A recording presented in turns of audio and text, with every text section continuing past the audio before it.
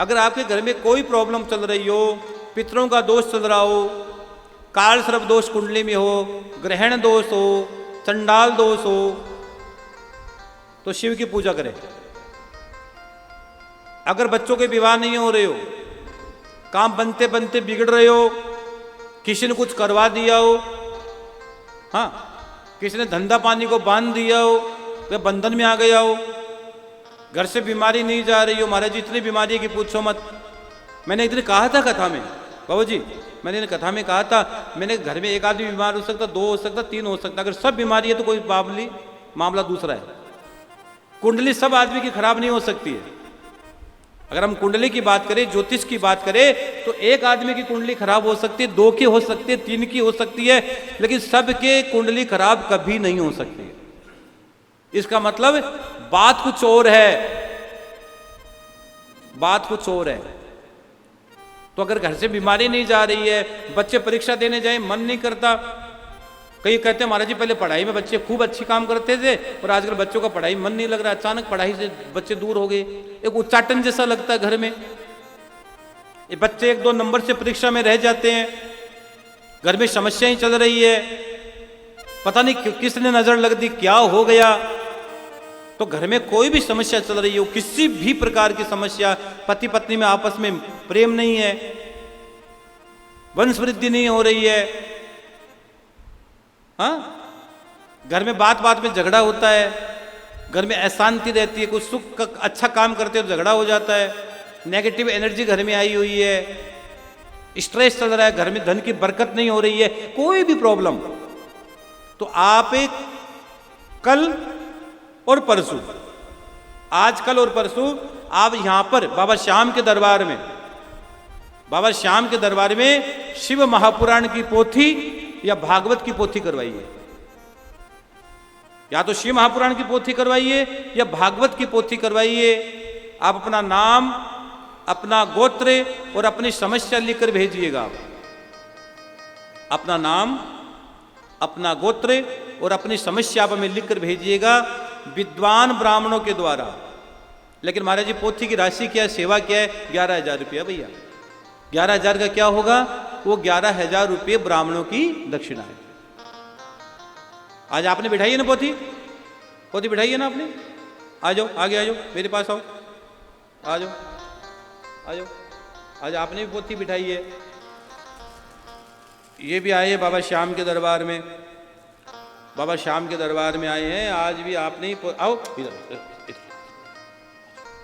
इन्होंने पोथी का भाव लिया है।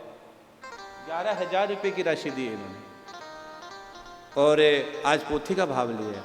बाबा श्याम की खूब खूब कृपा पर बने विराजमान। प्रदोष के दिन पोथी ली, बिल्कुल बिल्कुल, हाँ।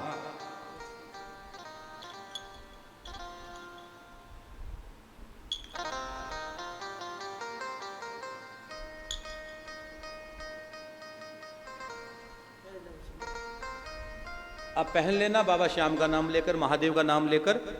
कल चतुर्दशी, कल पहनना, कल मासिक शिवरात्रि, कल जरूर पहन लेना। बोलिए महामृत्युंजय भगवान की जय हो। इन्होंने शिव महापुराण की पोथी करवाई है। तो आपके भी घर में कोई प्रॉब्लम हो, ये पहले खाटू में पर्सनल मिलने के लिए आए थे कल, और अपनी जब मन की व्यथा इन्होंने मेरे को बताई, और इन्हें पूरा परिवार रोज कथा सुनता है। और मैं तो कहता हूं आइए खाटू, आप पधारिए खाटू। और पंडित जी इनको समीपत्र, इत्र, बाबूजी वो भी लेके जाना, समीपत्र दे दो, इत्र दे दो, रुद्राक्ष मैंने दे दिया, एक रुद्राक्ष और दे देना बाबू के लिए भी। और कोडी, ये सब के सब इनको आप ले लेना। अब ये कथा का प्रसाद है, ये कथा का प्रसाद नहीं तो आपको कोरियर के द्वारा आता नहीं। आप यहां आए हो तो आप लेके जाना, इन बाबूजी को ही दे देना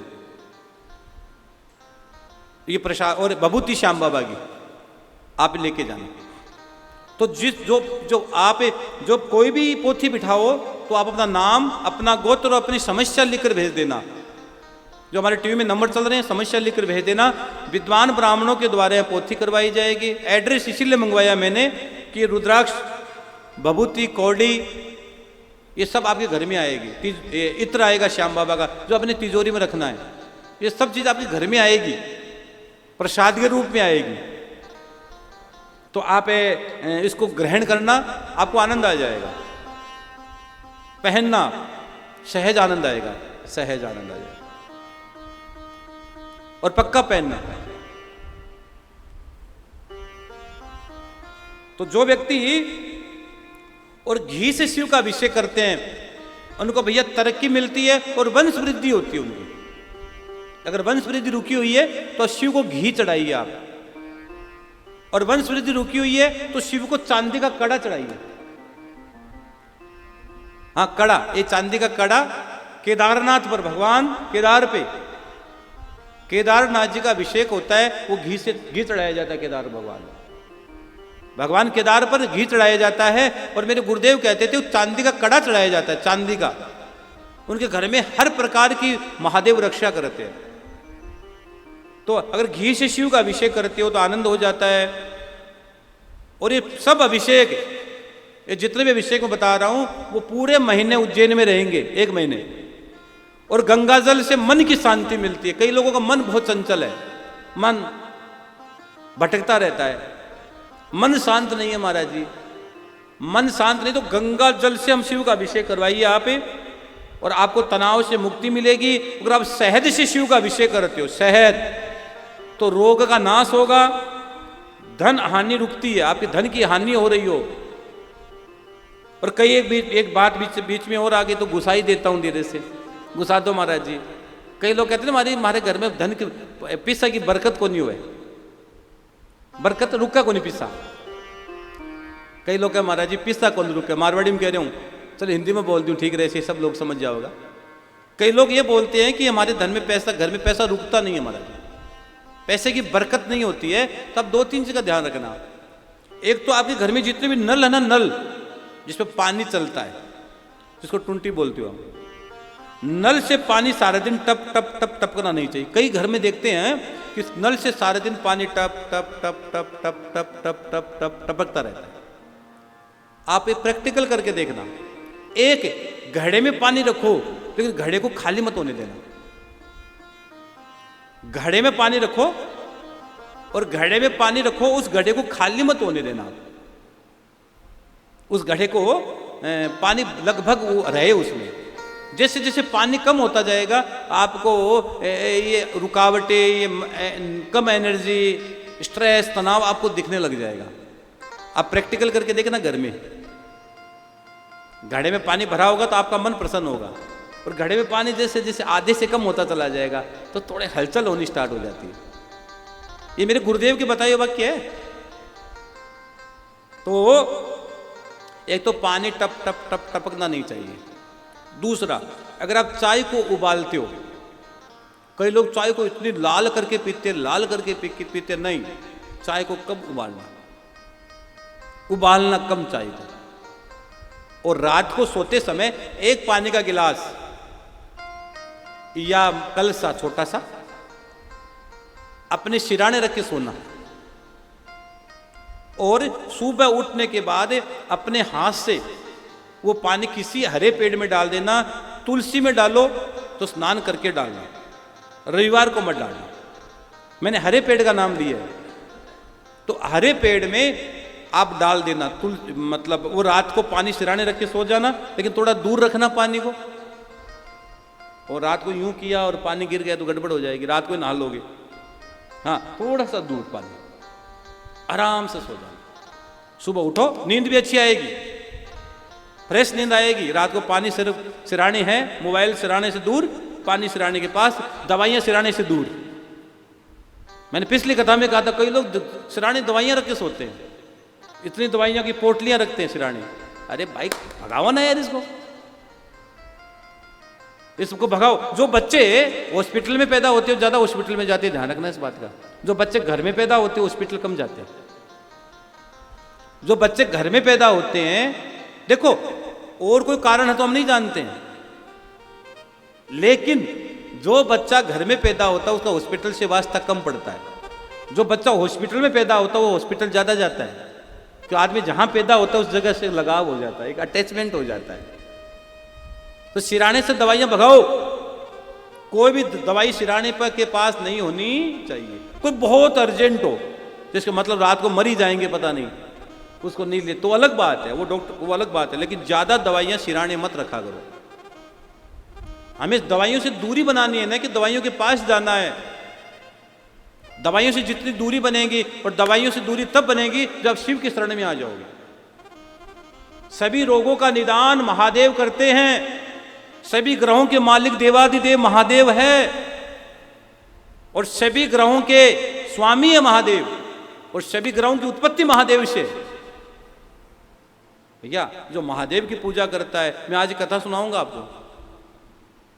भगवान शिव ने काल को भी भस्म कर दिया, पता है, एक अपने भक्त के लिए काल को भी भस्म कर दिया। ऐसे ऐसी कृपा करते हैं महादेव तो। इसलिए शिव की पूजा करोगे तो तुम्हारा काल भी, मरना निश्चित है, लेकिन वो मृत्यु होने के बाद जीव सीधा शिव के पास चला जाए वो तो मुक्ति है। और मरने के बाद भटकता भटकता नरक में चला जाए, वो गलत जगह चला जाए, उसकी आत्मा भटकती रहे, कोई भूत प्रेत पिशाच बन जाए तो मुक्ति कैसे होगी? खुद तो डूबेगा, पूरे परिवार को ले डूबेगा वो। अगर आपके परिवार में कोई की गति बिगड़ गई, भूत प्रेत पिशाच कोई गलत योनि में चला गया जीव, तो वो तो गया, मरने के बाद वो आपको भी चैन से रहने नहीं देगा। गति बिगड़ जाती, इसलिए तो कहते गया कराओ, गति सुधारो अपने पूर्वजों की। क्या चीज लगा के रखते हो? गया में सब मुक्ति होती है। तो शहद से रोग का नाश होता है, धन की हानि रुकती है। धन नहीं रुक रहा हो तो शहद चढ़ाइए। और अगर आपस में तनाव रहता है, पति पत्नी में आपस में अंडरस्टैंडिंग नहीं रहती, कई घरों में पति पत्नी में बहुत झगड़ा चलता है, हाँ बात बात में झगड़ा। ये तो कई लोग कहते हैं हमारे जो शादी तो एक वो लड्डू है जो खाए वो भी पछताए नहीं खाए वो भी पछताए भाई। अब कई लोग कहते हैं भैया अब तो सबकी अपनी अनुभूति है, सबकी अपनी अनुभूति, ये भी प्रारब्ध है, यहां भी प्रारब्ध जुड़ जाता है। सबकी अपनी अपनी लीला है, सबकी अपनी अनुभूति है, सबका अपना अपना प्रारब्ध है। तो अगर आपस में तनाव रहता है पति पत्नी में, तो भगवान शिव पर शहद चढ़ाओ, शहद से शिव का अभिषेक करो, बहुत संबंध मधुर बन जाएंगे। करके देखना, वो करके देखना। हाँ यूं मत सोचना मनुष्य जी बोल रहे हैं, महाराज जी बोल रहे हैं, रतनगढ़ वाले महाराज जी बोल रहे हैं, अरे मैं तो बहुत सी चीजें बोलता हूं, लेकिन आप प्रैक्टिकल किया करो। और संस्कार चैनल के अलावा हमारा यूट्यूब चैनल भी बना हुआ है। क्या नाम है भैया यूट्यूब चैनल का? मनुश्री जी महाराज रतनगढ़ वाले। कल का प्रयोग मेरे यूट्यूब पर चढ़ाया आज, या चढ़ जाएगा। मैंने एक बहुत प्यारा प्रयोग बताया कल धतूरे का। जिसके घर में बीमारी रहती है उनके लिए मैंने धतूरे का आज ही सुबह एक प्रयोग बताया है। वो आज शायद यूट्यूब पर आ गया होगा, नहीं आ जाएगा, क्योंकि मेरे बहुत से प्रयोग मेरे यूट्यूब पर, मेरे फेसबुक पर, इंस्टाग्राम पे चलते रहते हैं। तो आप हमारे यूट्यूब को सब्सक्राइब कर लीजिए। यूं नहीं कि मुझे कुछ चाहिए, मुझे कुछ नहीं चाहिए, मुझे तो आप लोगों ने इतना प्यार दिया, इतना आशीर्वाद दिया, मेरे लिए कम नहीं है। लेकिन आप यूट्यूब को सब्सक्राइब कर लीजिए ताकि मेरे जितने भी प्रयोग मैं बताऊं, ताकि किसी का भला हो जाए। तो इसमें क्या है, ये मोबाइल लेकर सुबह से शाम तक नेट यूं करते ही रहते हो, करते रहते हो, करते रहते हो, करते। अरे यार कोई अच्छी चीज भी देख ले, अच्छे महात्मा को सुन ले ना। हम तो गाने सुनेंगे, सुन ले गाना, जब पिटेगा, गड़बड़ होगा, समय बर्बाद खराब आएगा तो गाना काम नहीं आएगा। जिस मूवी को तू देख रहा है, जिसको रोल मॉडल मान रहा है, वो कोई काम नहीं आएगा। वो तुम्हें गलत रास्ते पे दिखा सकते हैं, गलत मार्ग पर ले जा सकते हैं, अच्छा मार्ग नहीं ले जा सकते। क्या लिखा है दाने दाने में, क्या है वो एक एड आता ना, केसर का स्वाद ले, तेरे को मौत में, और नीचे लिखा है इसको खाने से कैंसर हो सकता है, ले।